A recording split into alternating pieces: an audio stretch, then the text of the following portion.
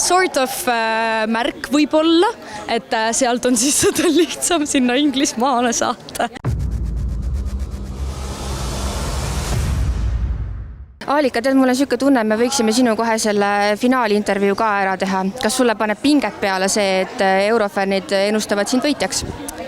Ma ütleks, et see on selline kahe otsaga asi, sest ühest küljest ma olen väga-väga rõõmus, et inimesed usaldavad mind ja mitte ainult Eestis, aga ka välismaal, mis on muidugi väga-väga tore näha ja kuulda. Aga kui rääkida teisest küljest, siis see hakkas veel ju, kui lugu ei olnud väljas. Et natukene oli selline, et kas ongi siis favoriit, mis sel hetkel, kui lugu veel ei olnud väljas, see oli mulle väga närviline ja selline, ei olnud väga hea ühesõnaga. Ja kui lugu juba tuli välja, siis juba oli rahulikum, et tähendab inimestele päriselt meeldib. Et selles mõttes ma ütleks, et see paneb juurde pinget ja paneb juurde pinget just samamoodi seepärast, et inimesed usaldavad mind. Ja ma pean neile näitama ja ikka, et olen seda väärt. Sa oled seda väärt, sellepärast, et sul on juba kvaliteedigarantii ju küljes, aga räägime natuke lavashowst ka. Panin tähele, et sul on väga põnev käekoreograafia seal. Kuidas sa sellise käelise tantsu juurde üldse jõudsid? On see su õde, kes sind aitas või kuidas see tuli? Seda koreograafiat mulle pani Liliana ja väga tänulik selle eest. Muidugi mina olen ka tantsinud 3 aastat, et võib-olla mina saaks ka koreograafiat endale kättele panna, aga ikka sooviks seda sama inimest, kes tegi mulle siis pooleli seda koreograafiat, mis oli muusikavideos, et ta ikka kuna ta tunnetab juba seda laulu, siis et ta teeks enda pilguga, kuidas see võiks nägema välja. Et ma seal natukene muutsin ka, et oleks mugav ja selles mõttes ma olen väga tänulik talle. Sinu lavashows on väga oluline kaasosaline ka, see on klaver, ma ei tea, on tal nimi ka, aga ise mängiv klaver, eks ju, või Estonia.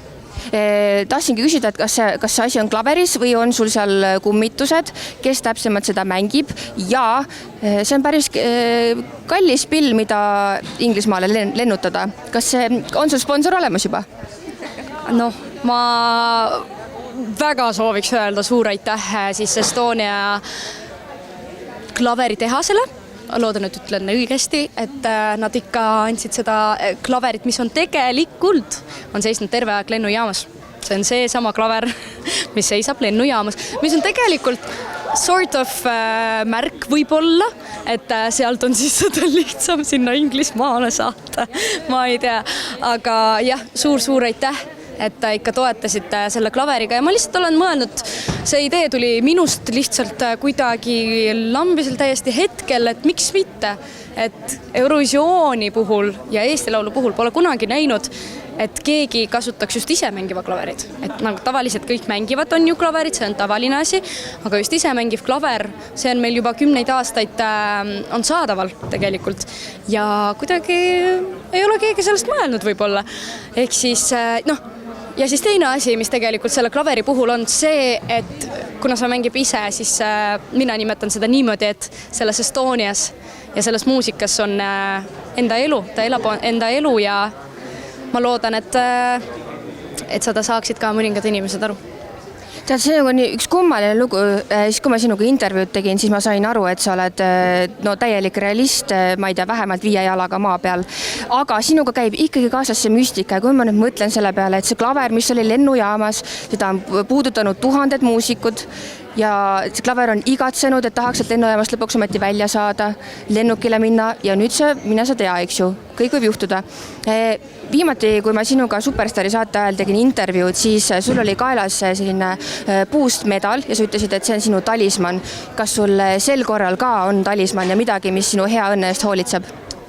See sama nöör, et seda mulle iga kord paneb ema ja selle põhimõte ongi see, et see negatiivne energia läheks, peegeldaks ja iga selle sõlmega ta ütleb häid soove mulle, et kõik oleks hea, ma oleks terve ja nii edasi, nii edasi. Et seda peab ikka tegema inimene, kes sind siiralt ja väga armastab, mis ongi mu ema. Ja see ongi mu talisman, mida isegi stilistika mõttes, et tegelikult võib-olla selle kostüümi juurde see asi ei sobiks, aga ütlesin kohe, et kahjuks ei saa midagi sellega teha, et isegi kui ma olen vasakukäeline ja seda just on väga hästi näha, et kui ma oleks paremakäeline, võib-olla oleks parem, on ju, siis ikka ei võta ära, et see on mulle hästi tähtis talisman. No vau, igal juhul räägime veebruaris edasi, näeme sinuga finaalis, palju edu sulle! Aitäh sulle!